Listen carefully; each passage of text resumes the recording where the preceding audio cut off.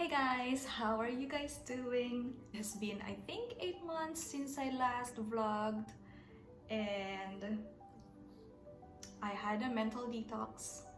I feel so much better now, especially that I have this little Missy with me. Hi baby! Say hi baby! Say hi! She's a 3-month-old French bulldog and she's perfect. Today I'm gonna share to you guys how I got my emotional support animal and the benefits of having one. Come on, we're gonna make a video. In order to have an emotional support animal, you have to have a therapist or a primary doctor that can give you a letter that states you need an emotional support animal. In my case, I had my therapist do it for me. She gave me a letter. She actually recommended it since the beginning of May, and I had to research. So by research, I mean research about what kind of animal should I be getting. And I know and I believe that all kinds of pets can be an emotional support to anyone. So I and my husband, we talked about having an ESA for myself, and I told him I want a dog. Like, through research, you will know what kind of dog or animal or pet would match your personality. So I ended up researching about Frenchies, because as you can see, she's still a puppy. She's 3 months old today. But she's not a barker. She can be easily trained. And she's just all I need and all I want. So yeah, that's the first you should do. You should research what kind of animal you should be getting. Research about where you're getting them from. So I and my husband considered getting pets from the shelter, and just like what I told you earlier, the Frenchies, they just match my personality and what I need and want at the moment. From the shelters, they have Frenchies there, but like most of them, if not all, have a lot of health issues, and they are already senior Frenchies, meaning they're old.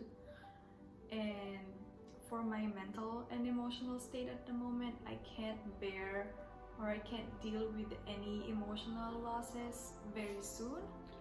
So I thought we should still be getting a Frenchie, but we should get a puppy.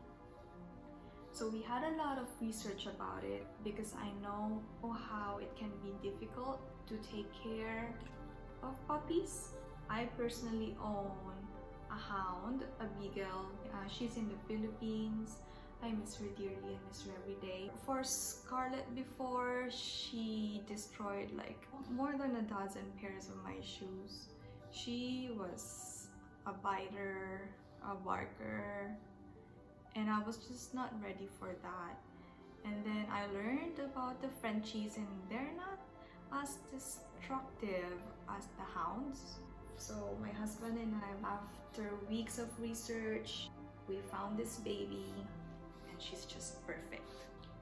And also research about the expenses, like the insurance, where is the nearest vet or the animal hospital from your home, and things like that. You should be ready, because it is a commitment. When you get an ESA, hi baby, you don't just get them for display, or you don't just get them to serve their purpose of alleviating your stress or your anxiety. You would also get them to be their lifetime amo or humans. You should love them unconditionally, because that's how they will give you their love. You should take care of them, and they will support you emotionally and mentally. Second, that's a big yawn, baby.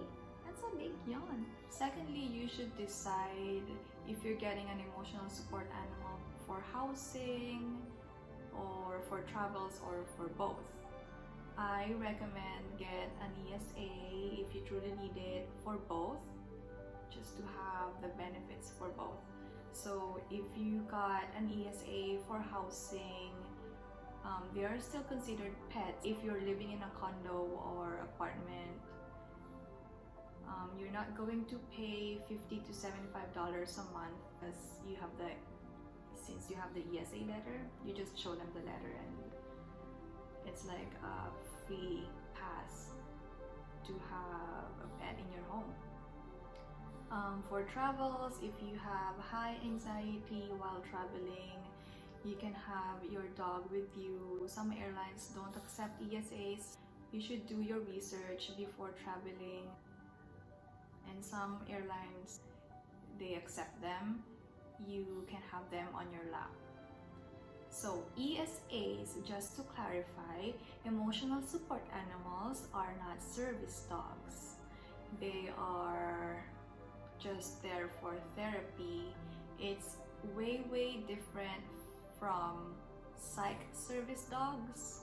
The psych service dogs, or any service dogs in general, are trained. They had series and long hours of training to be able to do what they need to do for their humans.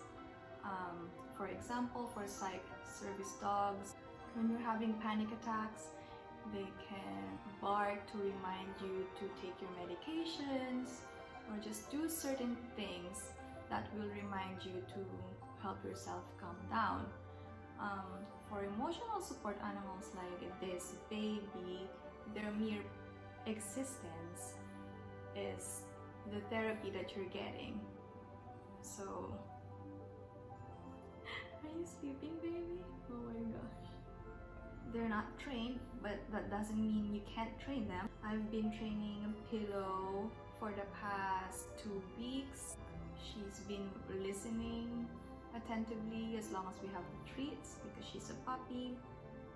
She knows how to sit, to lie down, to fetch, to roll over, to go to her lobby. We call it lobby because it's like her waiting area. She's potty trained and she can do the basic stuff.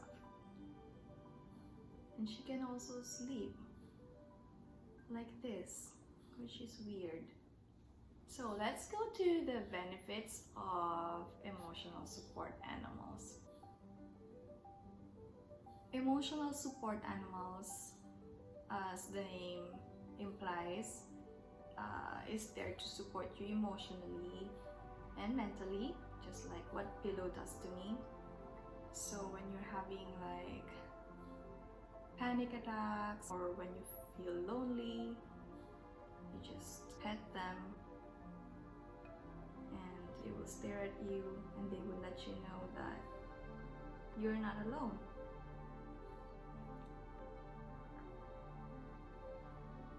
I love you.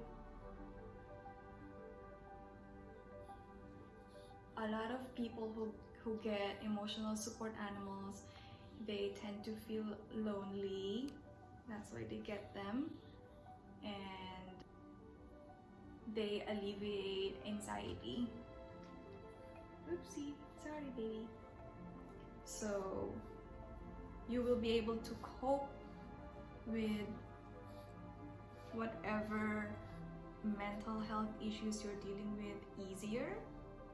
For me personally, I told my therapist that I was being honest, I'm not really used to taking medications or the Western medications.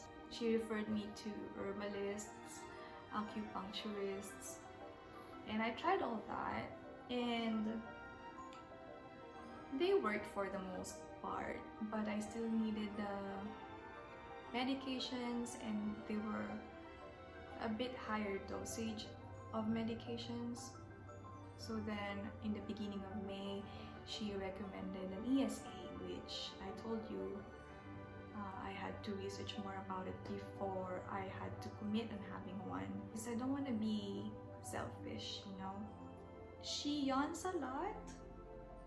That's because she sleeps for about 16 to 19 hours a day, but I promise you, she's okay. She's very healthy. When we got her, the following day, we went straight to the vet, and he told us that she's perfectly healthy, especially her lungs, because the Frenchies or the bulldogs in general, they just get a lot of lung issues. But she's perfectly healthy, and that's very important for us. So that's it for that. And I'm gonna be making vlogs again whenever I feel like it. I'll probably make vlogs about my baby pillow and about the new job that I had. What do you think? That's probably interesting, huh? I love you. We'll see you guys next time. Bye! Bye-bye! Hi, Milo. Milo. Hello, Coach Uti. Okay.